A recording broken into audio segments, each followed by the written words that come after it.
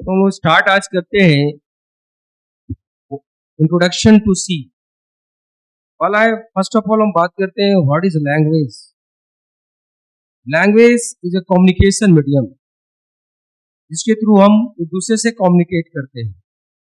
Like example लो, यदि हम बात करें एक पर्सन से दूसरे पर्सन से बात करनी है, जैसे मैं आपसे बात कर रहा हूँ, तो मैं आपसे कम्युनिकेट करने के लिए एक मीडियम यूज कर रखा हूँ, एक लैंग्वेज यूज करता हूँ जिससे आप इससे मैं कम्युनिकेट कर रहा हूँ। वो लैंग्वेज क्या है भाई? हिंदी में मैं बोल रहा हूँ, इंग्लिश में भी बोल रहा हूँ, मिक्स करके बोल रहा हूँ। यदि आप इस चीज को समझ रहे हो, ठीक है, तो हमें हमें क्या है, कम्युनिकेशन करने में दिक्कत नहीं है। यदि आप नहीं समझ रहे हो तो मैं आपसे कम्युनिकेट नहीं कर पाऊंगा। ये क्या हुआ? It is a communication media जिससे आप एक दूसरे से कम्युनिकेट कर सकते हो। तो जैसे मान लो हम लोग एक दूसरे से कम्युनिकेट करते तो डिफरेंट डिफरेंट टाइप्स का लैंग्वेजेस अभी अवेलेबल है, जैसे Hindi, English, Urdu, other languages है जिससे हम लोग इंटरेक्ट करते हैं। बहुत सारे वर्ल्ड में लैंग्वेजेज है जो अलग अलग कंट्री में अलग अलग तरह से इंटरेक्ट करते हैं, है ना। कहीं जाओगे तो जर्मन है, कहीं जाएगा तो चाइनीज है, कहीं जाए तो जापानीज है, अदर अदर लैंग्वेज है जो अदर कंट्री में अदर यूज किए जाते हैं ताकि एक दूसरे से कम्युनिकेशन कर सके। उसी तरह कंप्यूटर से कम्युनिकेट करने के लिए हमें भी एक कंप्यूटर का एक लैंग्वेज चाहिए जो कंप्यूटर से कम्युनिकेट करें। हम आप कंप्यूटर से कम्युनिकेट करें, इसके लिए भी एक लैंग्वेज बनाया गया जिसके लिए क्या गया, computer languages. Computer languages different type के कंप्यूटर लैंग्वेजेस है, डिफरेंट जनरेशन के कंप्यूटर लैंग्वेजेस है जो जनरेशन वाइज अलग अलग यूज के लिए बनाया गया। इसमें यदि हम कंप्यूटर लैंग्वेज की बात करते हैं तो first generation of language, second generation of language, third generation of language, fourth generation of language, fifth generation of language. ये सारे जनरेशन है लैंग्वेज। इसको हम डिटेल्स में पढ़ेंगे, फंडामेंटल्स में पढ़ाया जाएगा।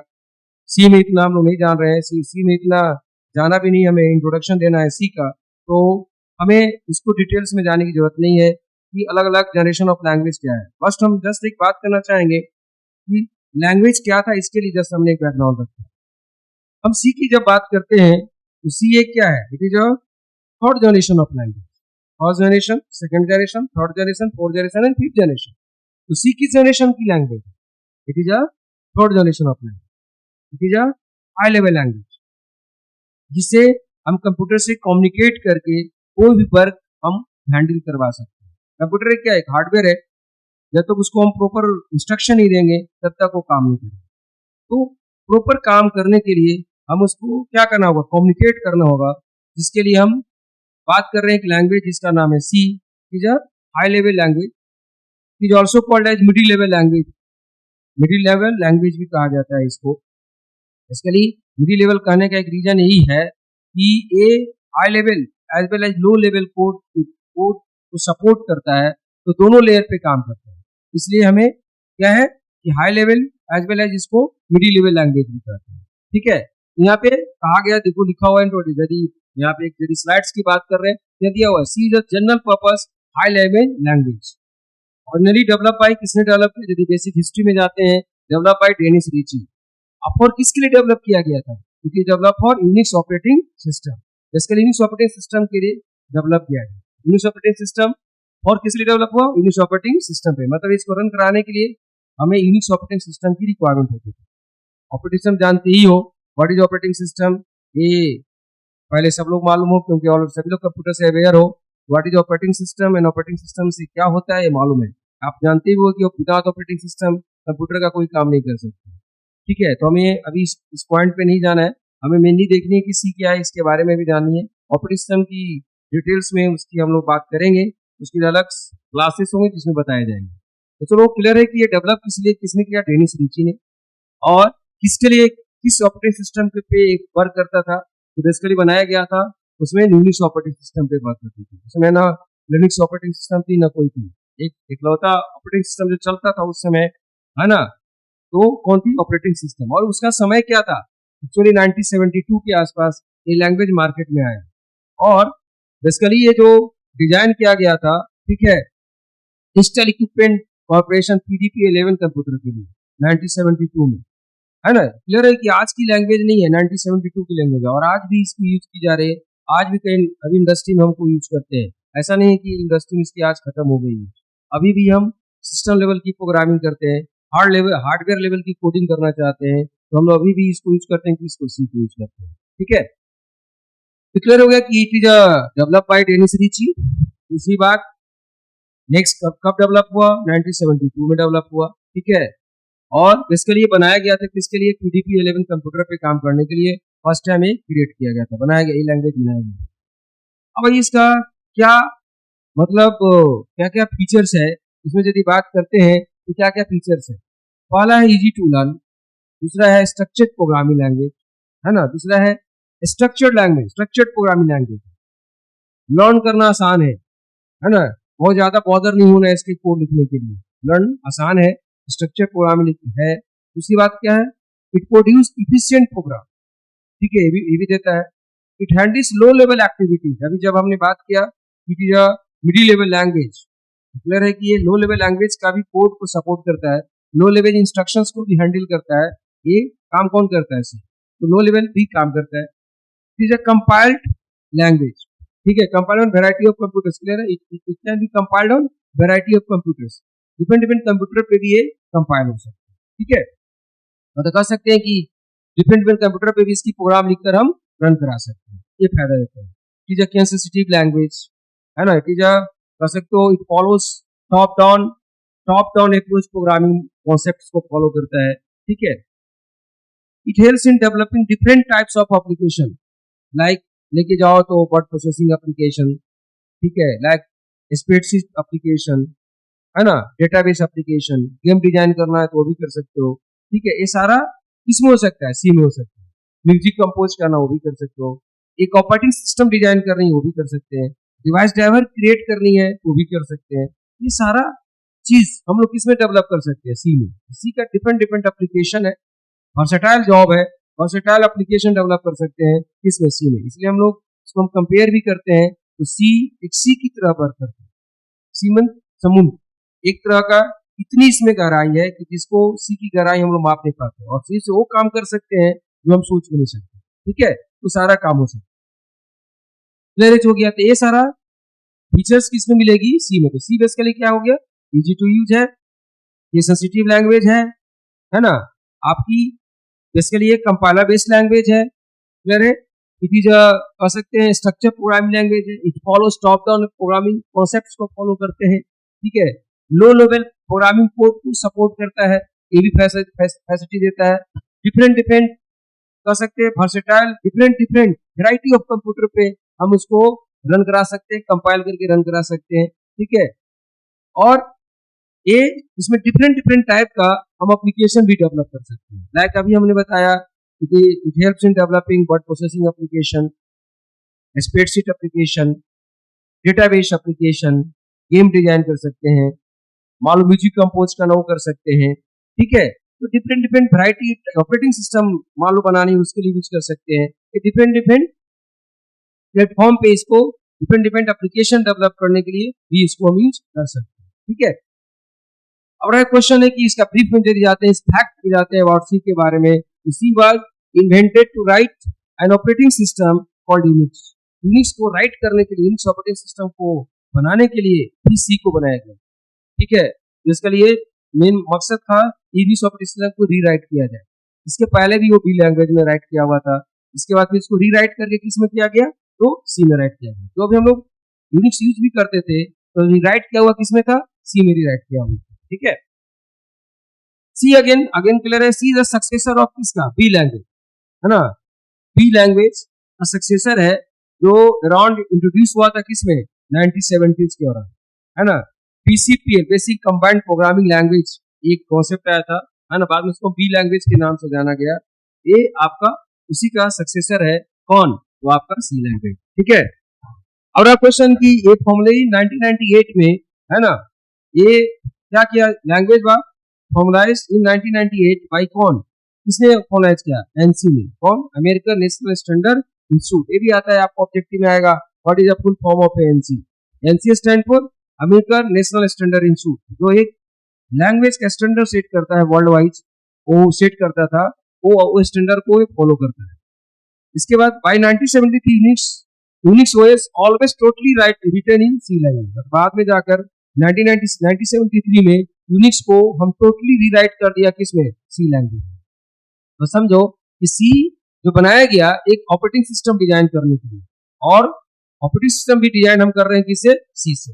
एक फायदा देता है सी, एक डिवाइस ड्राइवर बनाना है, ट्रांसलेटर बनाना है, वो सब बना सकते हैं किसमें, सी में। ठीक है, today C is most widely used system programming language. हम बताए थे, डिस्कस किए, अभी बताते हैं कि अभी हम लोग एप्लीकेशन डेवलपमेंट में इसका यूज नहीं कर रहे हैं, हम लोग बेसिकली इसका यूज कहाँ पे कर रहे हैं, तो सिस्टम प्रोग्रामिंग में। जैसे मान लो कोई डिवाइस ड्राइवर बनाना है, ऑपरेटिंग सिस्टम डिजाइन करनी है, तो हार्डवेयर लेवल के लिए, हार्डवेयर डिवाइस के लिए कोडिंग करनी है, तो समय किसको यूज करेंगे, सी को यूज करेंगे। तो सी बेसिकली आज के डेट में हम लोग सी से जो पहले एप्लीकेशन डेवलप करते थे, जैसे मान लो वर्ड प्रोसेसर, डेटाबेस, ये सब आजकल नहीं इसको डेवलप करते हैं। इससे अभी हम लोग क्या कर रहे हैं, अभी आजकल क्या किस लिए यूज कर रहे हैं, तो सिस्टम प्रोग्रामिंग के लिए। इसलिए आज भी ये यूज हो रहा है, 1972 का लैंग्वेज होते हुए भी आज भी ये मार्केट में यूज हो रहे हैं। इसलिए ट्रेनिंग में बहुत सारे इंस्टीट्यूशन में इसकी ट्रेनिंग अभी भी दी जाती है। ठीक है, तो ये चीज हुआ, ये सारा फैक्ट है सी के बारे में। ठीक है, व्हाई टू यूज सी, सी क्यों यूज करेंगे, तभी हमने बताया था कि सी की बेसिकली डेवलप करने के पीछे रीजन क्या था, एक सिस्टम सॉफ्टवेयर पे काम करना, खास करके यूनिक्स के लिए ही बनाया गया। ठीक है, Unix software, Unix operating system बनाने के लिए यूज किया गया था किसको, यूनिक्स को। तो हमने भी बताया हुआ था कि यूनिक्स से हम लोग क्या क्या कर सकते हैं, ऑलरेडी ये पहले डिस्कशन कर चुके हैं कि ऑपरेटिंग सिस्टम डिजाइन कर सकते हैं, लैंग्वेज कंपाइलर डिजाइन कर सकते हैं, इसको ट्रांसलेटर हम कर रहे थे, असेंबलर डिजाइन कर सकते हैं, टेक्स्ट एडिटर डिजाइन कर सकते हैं, प्रिंटर स्पूलर क्या, प्रिंट क्यू को मेंटेन करने में हेल्प करता है। जब हम प्रिंट आउट निकालते हैं तो क्यू मेंटेन करके रखता है, किससे, प्रिंट स्पूलर। इस तरह का भी प्रोग्राम हमको लिखनी है, तो किसमें लिखेंगे हम लोग, तो सी में लिख सकते हैं। नेटवर्क ड्राइवर बनाना है, इसके लिए भी यूज कर सकते हैं, है ना। Modern programs, database, language interpreter, utilities program बनानी है, ये सब के लिए किसको यूज कर सकते हैं, सी को। अभी हमने बात किया था कहाँ कहाँ इसका यूज होता है, ये सारे बहुत सारे एरिया है जहाँ पे हम सी को यूज कर सकते हैं। लेकिन आज के डेट में हम लोग बेसिकली इसका यूज किस लिए कर रहे हैं, एक सिस्टम सॉफ्टवेयर डिजाइन करने के लिए। ठीक है, हम कोई एप्लीकेशन सॉफ्टवेयर इससे हम खास डिजाइन नहीं कर रहे हैं, हम लोग मान लो लैंग्वेज इंटरप्रेटर बनाना है, वो सब क्लिक कर सकते हैं, डिवाइस ड्राइवर बनाना है उसके लिए कर सकते हैं, नेटवर्क ड्राइवर बनाना उसके लिए कर सकते हैं। ठीक है, ये सब अभी भी हम लोग यूज कर रहे हैं किसको, सी को। लेकिन पहले डिफरेंट वर्क के लिए यूज किए जाते थे, बहुत ज्यादा यूज होता था पहले। ठीक है, अब आई सी प्रोग्रामिंग फाइल, ठीक है, क्लियर है। सो सी प्रोग्रामिंग फाइल की जब हम सी का प्रोग्राम फाइल यदि बात करते हैं, तो सी का जो फाइल का एक्सटेंशन होता है, एक्सटेंशन जो कि टाइप ऑफ द फाइल बताता है, सोर्स फाइल जो हम लोग कोड लिखते हैं उसका एक्सटेंशन क्या होता है, .c होता है। ठीक है, तो जो भी हम सोर्स में प्रोग्राम लिखते हैं एज ए टेक्स्ट फाइल बनाकर, उसका एक्सटेंशन क्या होता है, .c। ठीक है, अब जब इसको हम कंपाइल करते हैं, ठीक है, कंपाइल करने के बाद अगेन क्या होता है, फाइल नेम चेंज होता है। ये एक तो सोर्स फाइल क्रिएट हो गया, जैसे मान लो यहाँ पे बना hello.c, ठीक है, ये सोर्स फाइल हो गया। जब इसको हम कंपाइल करते हैं तो क्या बन जाता है, ऑब्जेक्ट फाइल।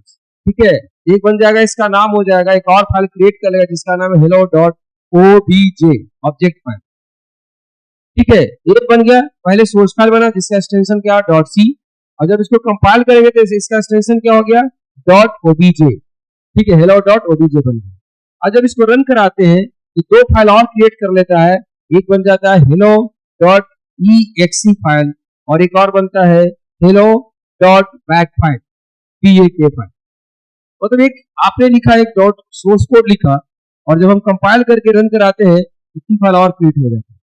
ठीक है, ये बेसिकली एक कंपाइल्ड फाइल बनाता है जो कि ऑब्जेक्ट फाइल है, जिसको हम आप नहीं समझ सकते हैं। हम आप किसको समझ सकते हैं, इस कोड को समझ सकते हैं जिसका एक्सटेंशन .c में, इसको कहते हैं सोर्स कोड। ठीक है, और जब इसको कंपाइल करते हैं तो कौन सा कोड बन जाता है, एक ऑब्जेक्ट कोड बन जाता है। ठीक है, अब जब हम इसको रन कराते हैं तो रन कराने के बाद दो फाइल और क्रिएट होता है, एक hello.exe मतलब exe फाइल एंड दूसरा बैकअप फाइल। बैकअप फाइल क्या होता है कि बाय द वे एक्सीडेंटली मेरा ये सोर्स फाइल डिलीट हो जाए तो हम इसको रीनेम करके हम सोर्स फाइल क्रिएट कर सकते हैं।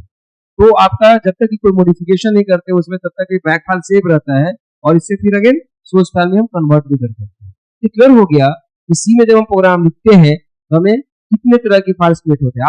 आपने एक फाइल क्रिएट किया, लेकिन यहाँ पे ऑलरेडी 3 फाइल्स और बन जाते हैं, एक ड्यूरिंग कंपाइलेशन और ड्यूरिंग रनिंग प्रोसेस, ये 2 फाइल और क्रिएट हो जाते हैं। exe फाइल और देन बैक फाइल। डिक्लेयर हो गया कि जब आप कंपाइल करते हो तो एक फाइल बनता है, hello.c क्रिएट करते हो, लेकिन जब कंपाइलेशन एंड रन करेंगे तो 3 फाइल और क्रिएट हो जाते हैं। क्लियर है? ये सारे फाइल्स है आपका एक्सटेंशन जो भी बात है। सी को बेसिकली जब लाया था तो पहले हमने बताया कि यूनिक्स के लिए यूनिक्स प्लेटफॉर्म पे बनाया गया था। सी यूनिक्स प्लेटफॉर्म पे रन कराने के लिए, यूनिक्स ऑपरेटिंग सिस्टम पे रन के लिए बनाया गया था।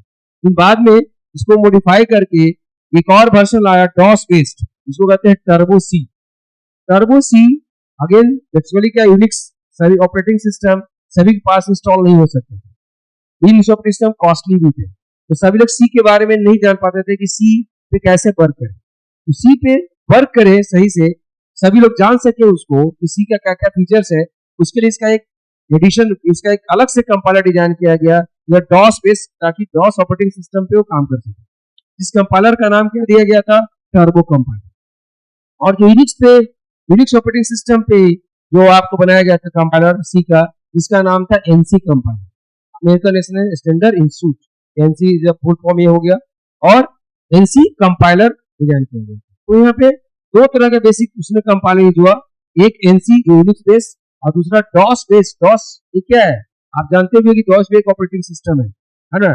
इस ऑपरेटिंग सिस्टम है, ऑलरेडी पहले से आप जानते हो, ठीक है, सभी लोग कंप्यूटर से अवेयर हो, क्लियर हो। ये एक क्लियर है कि डॉस बेस्ड जो कंपाइलर है, इस कंपाइलर का नाम क्या है? टर्बो सी कंपाइलर, ठीक है। तो दो तरह का कंपाइलर पहले यूज होते थे, बाद में माइक्रोसॉफ्ट का कंपाइलर आ गया, तो एमएससी कंपाइलर भी आ गया मार्केट में। ऐसा है कि नहीं, अभी web C plus plus compiler भी अवेलेबल है, जीसी प्लस प्लस कंपाइलर भी अवेलेबल है। ये सब बहुत सारे कंपाइलर आज भी मार्केट में अवेलेबल है और यूज हो रहे हैं, ठीक है। नेक्स्ट बात करते हैं हिस्ट्री ऑफ सी लैंग्वेज।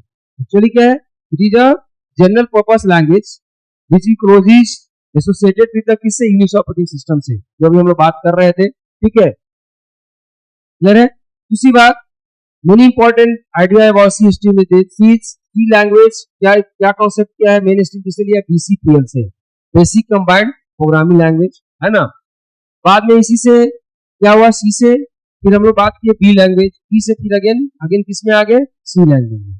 और लास्ट में जाकर हम लोग 1970s में ही ये लेबोरेटरी में इस पे काम हो रहा था, और 1972 में फाइनली ये रिलीज किया गया, और किसके नाम से जाना गया? तो आपका सी के नाम से जाना गया। ब्रीफ हिस्ट्री हम बात कर लिए, ब्रीफ हिस्ट्री की बात किए, ये 1972 में डेवलप किया गया, बाय डेनिस रिची डेवलप किया गया, और कहाँ बना? बे लेबोरेटरी यूएस में डिजाइन की गई, ठीक है।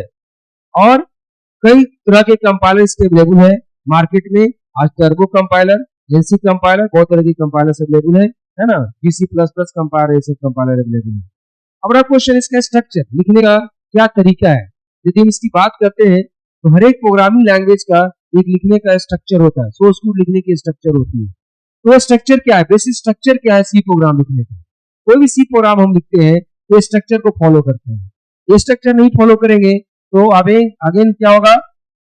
एरर्स आ सकते हैं, प्रोग्राम लिखेंगे एरर आ सकते हैं। लेकिन उसमें कुछ जो देख रहे हैं स्ट्रक्चर में सेक्शंस जो है वो कई ऑप्शनल भी है और कई आपकी जरूरत भी है, मतलब मैंडेटरी भी है, विदाउट लिखे बिना वो काम नहीं चल सकता, एरर आ गया। समझ रहे बात क्लियर? तो सबसे पहले बात करते हैं सेक्शन की बात करते हैं, तो क्या हुआ? डॉक्यूमेंटेशन सेक्शन, दूसरा है लिंक सेक्शन, तीसरा है डिफिनेशन सेक्शन, चौथा है ग्लोबल डिक्लेरेशन सेक्शन, पांचवा है main function section. Main function section का भी दो पार्ट है, डिक्लेरेशन पार्ट एंड स्टेटेबल पार्ट, ठीक है, कोई भी स्टेटमेंट लिखना है तो आएगा। लेकिन लास्ट में कौन है? सब प्रोग्राम सेक्शन। तो टोटल कितने सेक्शन में डिवाइडेड है? तो टोटल यदि हम बात कर रहे हैं तो 6 सेक्शन में सी का प्रोग्राम डिवाइडेड है। इसमें कुछ सेक्शन ऑप्शनल है, दे भी सकते हैं, नहीं भी दे सकते हैं, कुछ सेक्शन मैंडेटरी है, जो देना मैंडेटरी है, ठीक है। पहला हम जो यदि ब्रीफ में बात करते हैं तो डॉक्यूमेंटेशन सेक्शन क्या हुआ? कोई भी इंफॉर्मेशन अपने प्रोग्राम के बारे में देना चाहते हैं, ये प्रोग्राम का नाम क्या है, किसने डेवलप किया है, किस डेट में डेवलप किया, उसके बारे में डिस्क्रिप्शन प्रोवाइड करना है, रिमार्क्स प्रोवाइड करना है, यूज करते हैं किसको? Documentation section. जिसके लिए हम लोग यूज करते हैं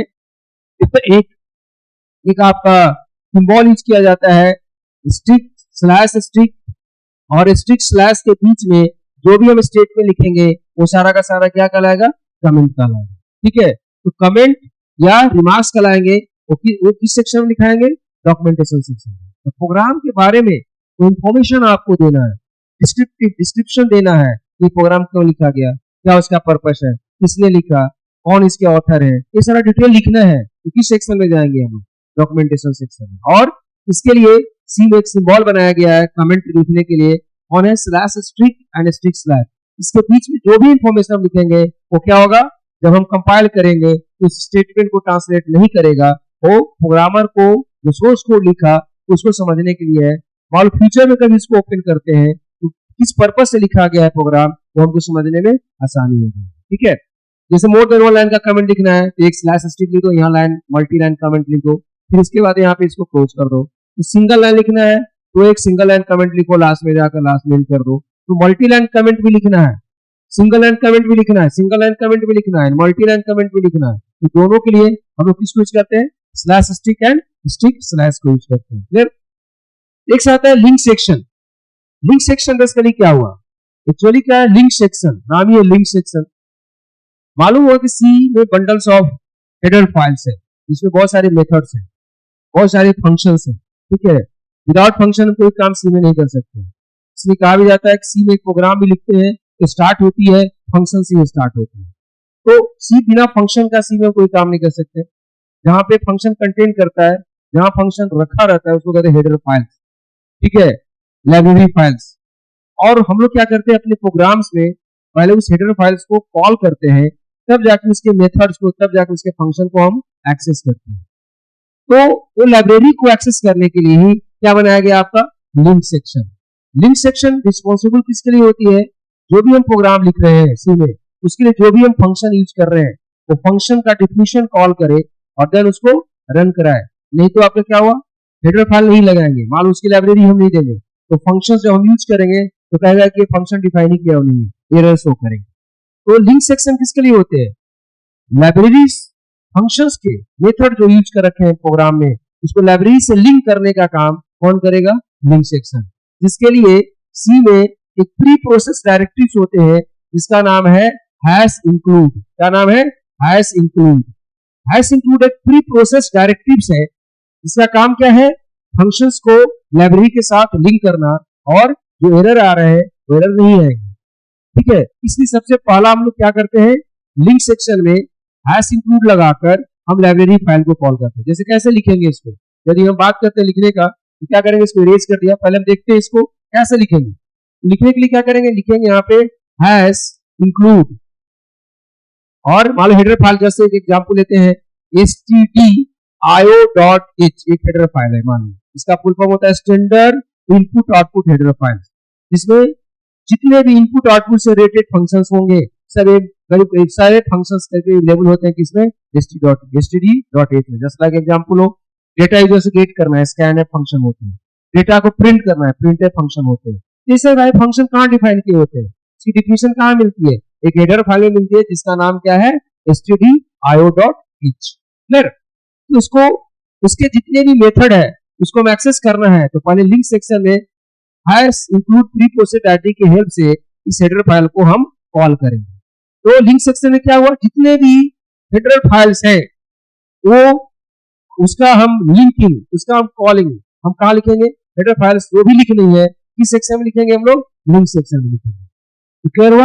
डॉक्यूमेंटेशन सेक्शन में रिमार्क्स लिखेंगे फंक्शन के बारे में, और जितने भी लाइब्रेरी हम अपने प्रोग्राम में जितने भी फंक्शन अपने प्रोग्राम यूज कर रहे हैं उससे रिलेटेड लाइब्रेरी को एक्सेस करनी है ताकि उसका फंक्शन का डेफिनेशन लाइब्रेरी से कॉल हो सके, वो कहाँ देंगे, इस सेक्शन में हम यूज करेंगे इसको, लिंक सेक्शन में।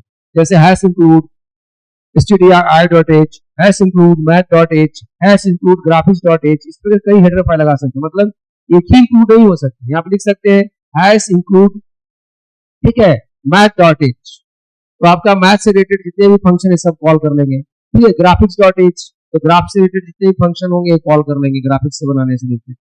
तो क्लियर हो गया कि लिंक सेक्शन किस लिए यूज होता है और किस कौन सी प्री प्रोसेस डायरेक्टिव यूज किए जाते हैं लिंक सेक्शन के लिए। तो कौन सा, हैश इंक्लूड। तो दो सेक्शन क्लियर हुआ, डॉक्यूमेंटेशन सेक्शन है, दूसरा लिंक सेक्शन। नेक्स्ट आते हैं, नेक्स्ट बात करते हैं हम लोग थर्ड सेक्शन पे जिसका नाम है डेफिनेशन सेक्शन।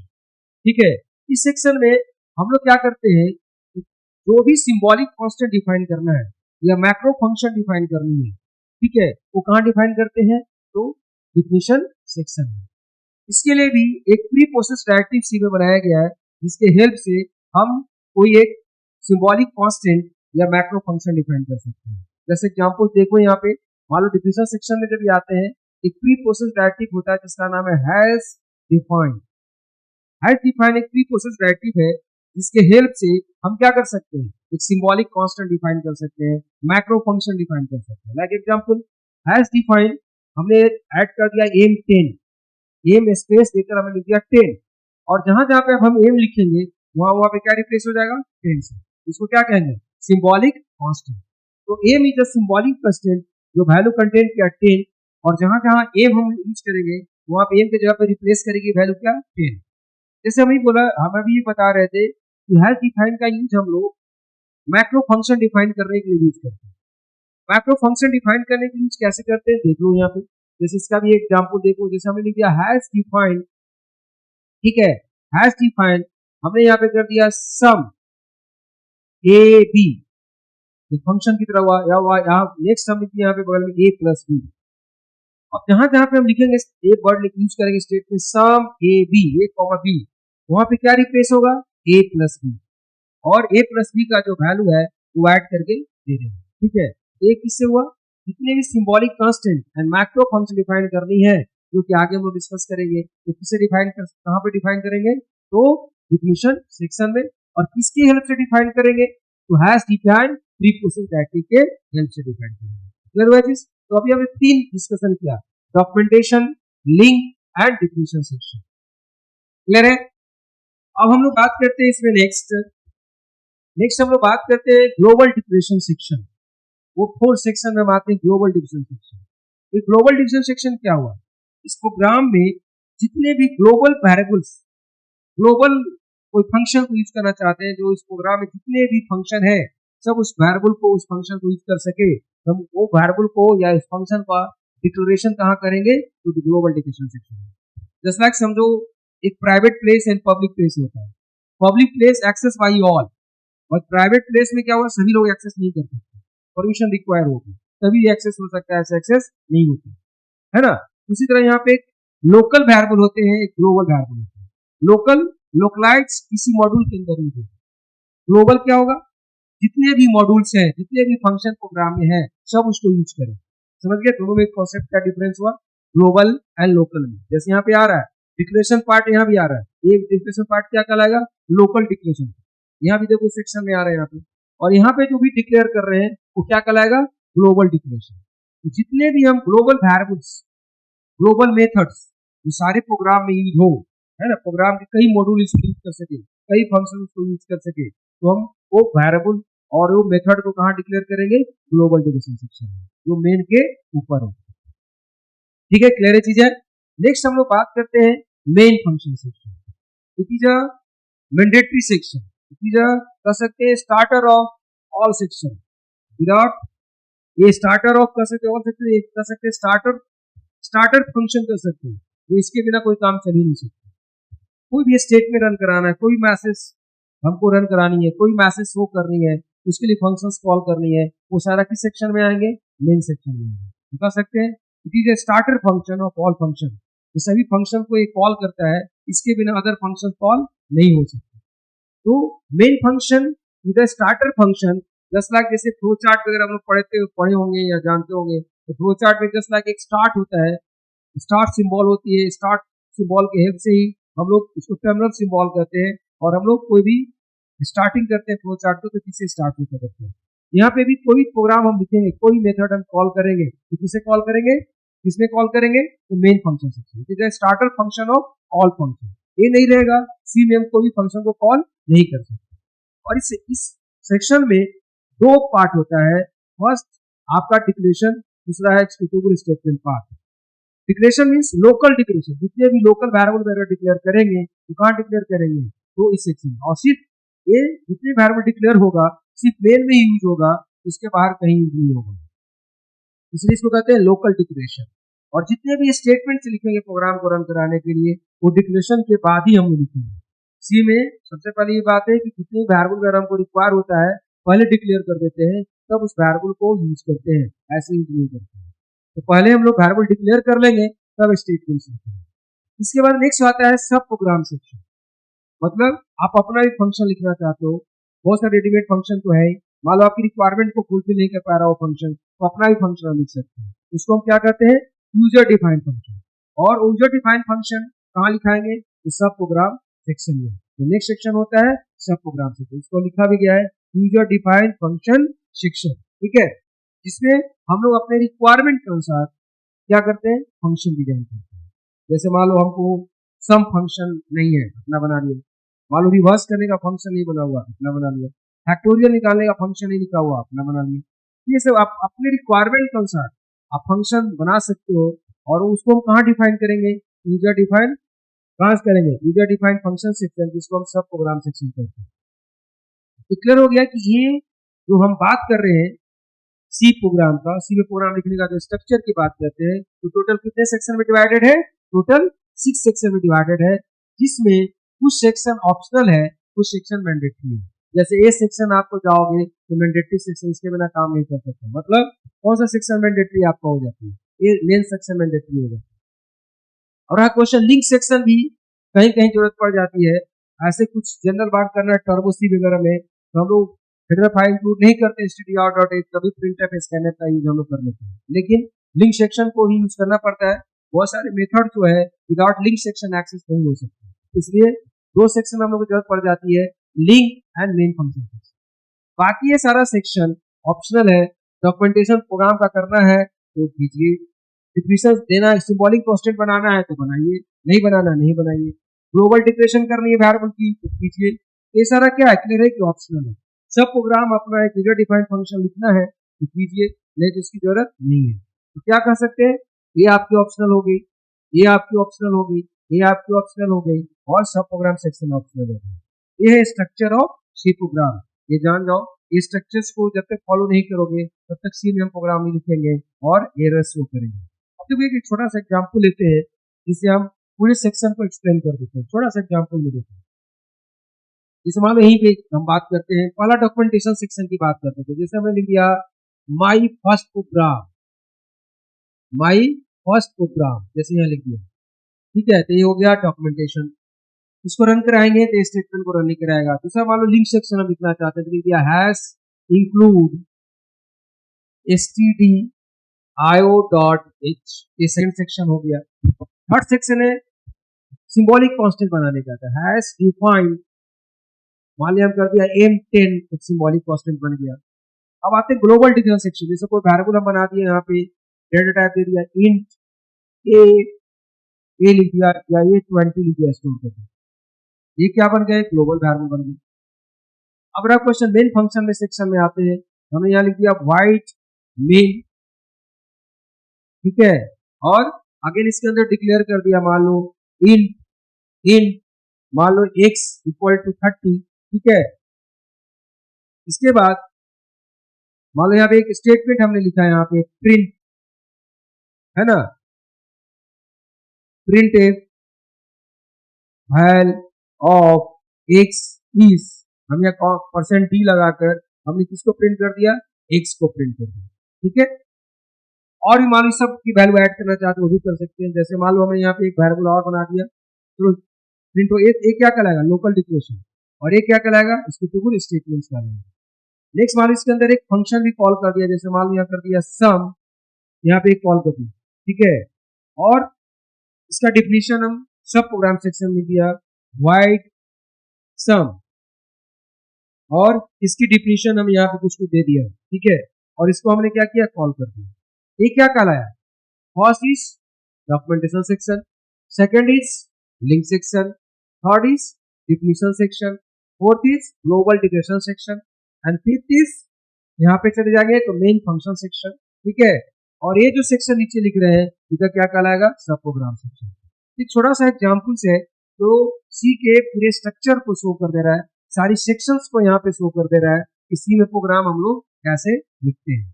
और यदि इस स्ट्रक्चर को यदि हम फॉलो करते हैं तो आपको कोई प्रोग्राम में एरर्स नहीं आएंगे, और यदि स्ट्रक्चर्स को फॉलो नहीं करते हैं तो आपको एरर्स आने के चांसेस हैं।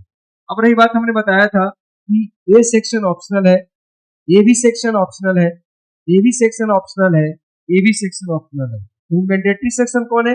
लिंक सेक्शन और ए सेक्शन, इसलिए दोनों सेक्शन जरूरी है कोई भी सी का प्रोग्राम हम लिखते हैं इसके लिए। चलो आज हम इंट्रोडक्शन हमने दे दिया कि सी क्या है, सी किसने बनाया, हिस्ट्री क्या है, सी से क्या क्या एप्लीकेशन हम डेवलप कर सकते हैं, है ना, क्लियर है।